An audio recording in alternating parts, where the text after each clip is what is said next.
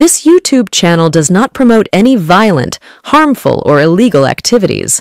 All content provided by this channel is meant for an educational purpose only.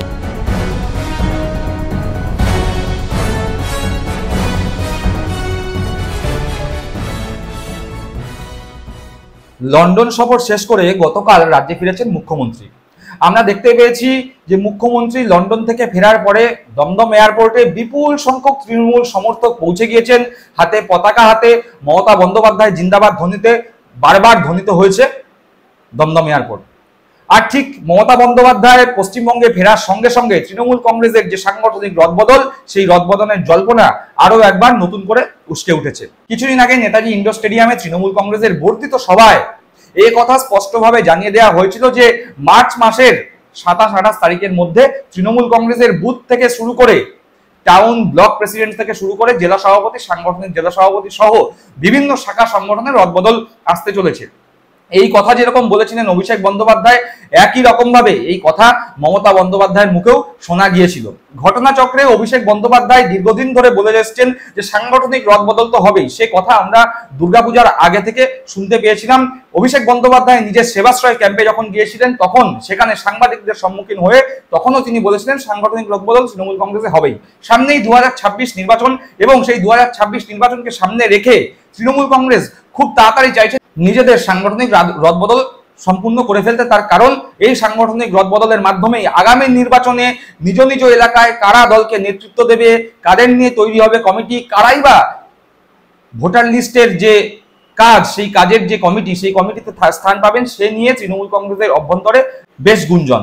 সেই গুঞ্জনেই হয়তো ইতি পড়তে চলেছে আজকেই। তার কারণ কথা ছিল মমতা বন্দ্যোপাধ্যায় ফেরার সঙ্গে সঙ্গেই এই সাংগঠনিক রদবদল সম্পন্ন হবে।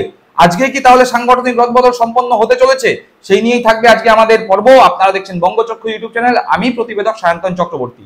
যারা প্রথমবারের জন্য এই চ্যানেলে এসেছেন তাদের কাছে অনুরোধ, চ্যানেলটি সাবস্ক্রাইব করে পাশে থাকা বেল বাটনটি প্রেস করে দেবেন, যাতে যখনই নতুন কোনো ভিডিও চ্যানেলে আসবে সরাসরি সেই নোটিফিকেশন পৌঁছে যাবে আপনাদের কাছে। চলুন তাহলে আজকের পর্বে প্রবেশ করা যাক।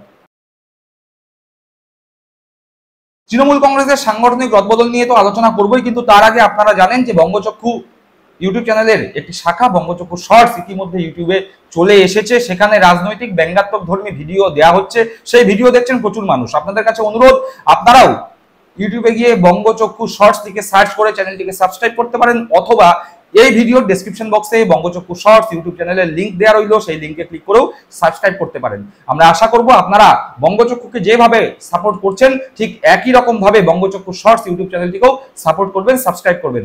আজকের পর্বে তাহলে মনোনিবেশ করা যাক।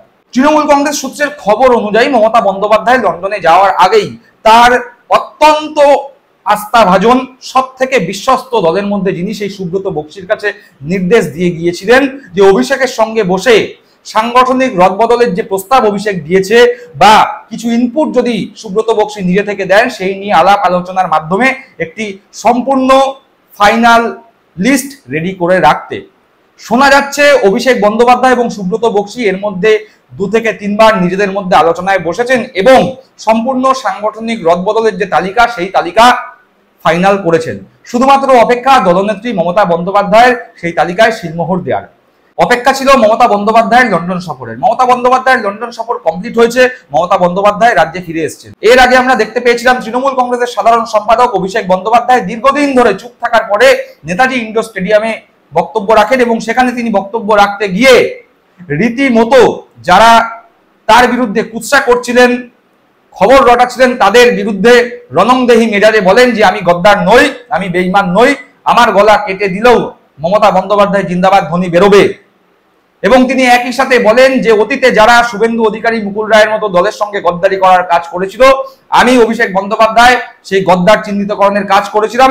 বর্তমানেও দলের সঙ্গে যারা গদ্দারি করছে তাদের চিহ্নিতকরণের কাজ আমি নিজের ঘাড়ে তুলে নিচ্ছি। আপনি দলকে ছোট করছেন, আর যারা এই কাজগুলো করেছে একদিকে ভালো হয়েছে, তাদেরকে চিহ্নিত করা গেছে। বিগত দিনে যারা দলের সাথে বেঈমানি করেছিল, মুকুল রায়, শুভেন্দু অধিকারী, এদেরকে চিহ্নিত করার কাজটা আমি করেছিলাম। আগামী দিনেও যদি কেউ দলের সাথে বেঈমানি করে, এদের চিহ্নিত করে এদের লেজে গোবরে করে প্যাকেট করে বাংলা ছাড়া করার দায়িত্বটা আমি আমার কাঁধে তুলে নিলাম। বাজারে রটিয়ে দেওয়া হচ্ছে অভিষেক বন্দ্যোপাধ্যায় বিজেপিতে যাবে। আরে আমার গলা কেটে দিলে কাটা গলা থেকে মমতা ব্যানার্জি জিন্দাবাদ বেরোবে। আমি বেঈমান নই।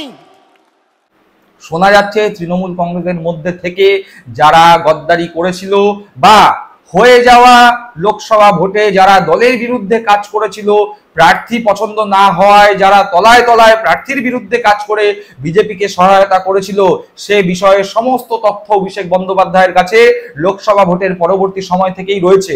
সেই তথ্যের ভিত্তিতে এবং অভিষেক বন্দ্যোপাধ্যায় 21শে জুলাইয়ের মঞ্চ থেকে যে কথা বলেছিলেন পারফরমেন্সই শেষ কথা বলবে, সেই পারফরমেন্সের বিচারে অভিষেক বন্দ্যোপাধ্যায় একটি তালিকা তৈরি করেছিলেন। সেই তালিকা নিয়ে সুব্রত বক্সির সঙ্গে আলাপ আলোচনার মাধ্যমে একটি পূর্ণাঙ্গ তালিকা তৈরি হয়েছে, যেই তালিকায় প্রচুর গদ্দার বাদ পড়েছেন। অভিষেক বন্দ্যোপাধ্যায় যে কথা বলেছিলেন যে যারা যারা গদ্দারি করেছে তাদের অতীতে যেরকম চিহ্নিত করেছিলাম, বর্তমানেও তাদের চিহ্নিতকরণের কাজ আমি অভিষেক বন্দ্যোপাধ্যায় নিজের গলায় ঘাড়ে তুলে নিচ্ছি।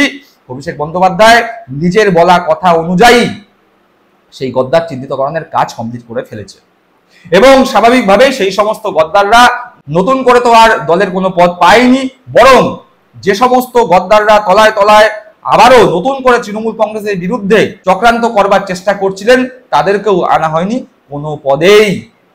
বিশেষ করে শোনা যাচ্ছে যে উত্তম বারিক, যিনি হেরে গিয়েছিলেন, তার বিরুদ্ধে যেই চক্র গদ্দারিতে লিপ্ত ছিল তাদের মধ্যে থেকেও অনেকেই বাদ পড়তে চলেছেন।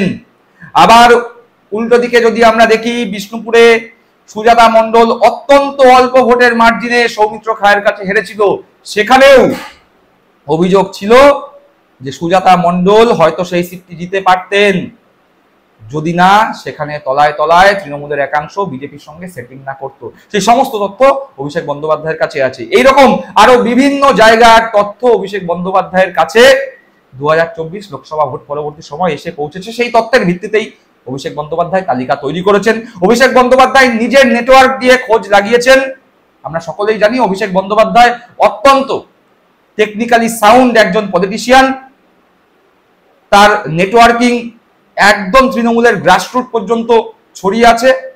সেই বিশ্বস্ত নেটওয়ার্কের মাধ্যমে অভিষেক বন্দ্যোপাধ্যায় যে সমস্ত তথ্য পেয়েছেন, সেই সমস্ত তথ্য তালিকার আকারে সুব্রত বক্সির কাছে অভিষেক বন্দ্যোপাধ্যায় ইতিমধ্যেই দিয়েছেন। মমতা বন্দ্যোপাধ্যায়ের কাছে পুজোর আগেই তিনি দিয়ে দিয়েছিলেন। সেই তালিকা কিছুটা ঝাড়াই বাছাই হয়ে করে, কিছুটা আংশিক সংশোধন করে যে পূর্ণাঙ্গ তালিকা তৈরি হয়েছে, সেই তালিকায় মমতা বন্দ্যোপাধ্যায়ের শিলমোহর পড়ার সঙ্গে সঙ্গেই দলের রদবদল সম্পন্ন হবে। এবার দেখার মমতা বন্দ্যোপাধ্যায় গতকাল ফিরেছেন। আজ যেই সময় ভিডিও করছি এই সময় মমতা বন্দ্যোপাধ্যায় যদি সেই তালিকায় শিলমোহর দিয়ে দেন, তাহলে হয়তো আজই অথবা এই মাস অর্থাৎ মার্চ মাসের 31 তারিখের মধ্যেই সেই সাংগঠনিক রদবদল প্রক্রিয়া সম্পন্ন হবে বলে তৃণমূল কংগ্রেসের বিশ্বস্ত সূত্র থেকে, তৃণমূল কংগ্রেসের অন্দরমহলের সূত্র থেকে পাওয়া খবর। অর্থাৎ এই মার্চ মাস, এপ্রিল পড়তে হবে না, 2025-এর 1 এপ্রিল পর্যন্ত গড়াবে না, মার্চ মাসের 31 তারিখের মধ্যেই তৃণমূল কংগ্রেসের সাংগঠনিক রদবদল প্রক্রিয়া সম্পন্ন হবে। বিভিন্ন জেলায়, বিভিন্ন সাংগঠনিক জেলায় যেখানে যেখানে প্রয়োজন সেখানে সেখানে সভাপতি পরিবর্তন হবে, যেখানে যেখানে টাউন ব্লক সভাপতি পরিবর্তন প্রয়োজন সেখানে সেখানে পরিবর্তন হবে। সব থেকে বড় কথা, দীর্ঘদিন ধরে বিভিন্ন জায়গায় ওয়ার্ড সভাপতি, অঞ্চল সভাপতি ছিল না, সেই সমস্ত জায়গা ওয়ার্ড সভাপতি, অঞ্চল সভাপতি পেতে চলেছে। একই সাথে তৃণমূলের শাখা সংগঠনেও আসতে চলেছে ব্যাপক পরিবর্তন। তৃণমূল কংগ্রেসের ছাত্র থেকে শুরু করে যুব, মহিলা, শিক্ষক সংগঠন, প্রফেসর সংগঠন, আইএনটিটিউসি, বিভিন্ন শাখা সংগঠন যেগুলিতে রয়েছে সেগুলিতে ধাপে ধাপে পরিবর্তন করা হবে, এমনটাই তৃণমূল কংগ্রেসের অন্দরমহলে যারা যাতায়াত করেন তাদের কাছ থেকে পাওয়া খবর। বরঞ্চ আরো ভালো করে বলা চলে, তৃণমূল কংগ্রেসের অস্থায়ী পার্টি অফিস যেটি এই মুহূর্তে বাইপাসের ধারে রয়েছে, সেখানে যদি আপনারা যান এবং তৃণমূল কংগ্রেসের অন্দরমহলে যদি কান পাতেন, এই খবর রীতিমতো প্রতি সময় প্রতিধ্বনিত হচ্ছে। এবার দেখার মমতা বন্দ্যোপাধ্যায় কত তাড়াতাড়ি এই যে তালিকা, সাংগঠনিক পরিবর্তনের তালিকা, সেই তালিকায় সই করেন। আর তত তাড়াতাড়ি আমরা জানতে পারবো তৃণমূল কংগ্রেসের নতুন সাংগঠনিক আকার, কারা দায়িত্ব পেতে চলেছেন, কারাই বা বাদ পড়লেন। নজর থাকবে আমাদের সেদিকে, নজর রাখুন আপনারাও। আর আপনাদের কাছে অনুরোধ, যারা এই চ্যানেলটি দেখছেন, যদি ভালো লেগে থাকে চ্যানেলটিকে সাবস্ক্রাইব করে পাশে থাকা বেল বাটনটি প্রেস করে দেবেন। সকলে ভালো থাকবেন, সুস্থ থাকবেন। জয় হিন্দ, বন্দে মাতরম।